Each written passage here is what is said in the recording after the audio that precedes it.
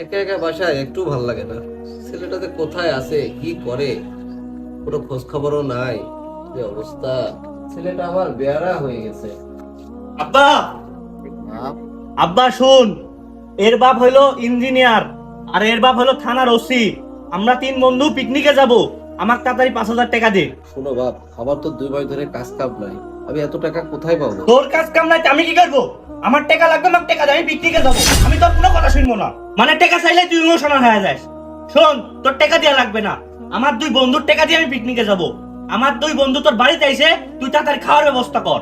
বাপ, তোর মা মারা যাওয়ার পরে বাড়িতে তো রান্না বান্না হয় না, তো আমি না খায় তোর জন্য একটা পাউরুটি রাখিছি, বিরিয়ানি তোরা খা। বন্ধু তুই এটা খাবি? এত আমার বাড়ির কাজের লোকও খাই না। বন্ধু তুই এটা খাবি? চল আমার বাড়ি গরু মাংস আছে, গরু মাংস খাম।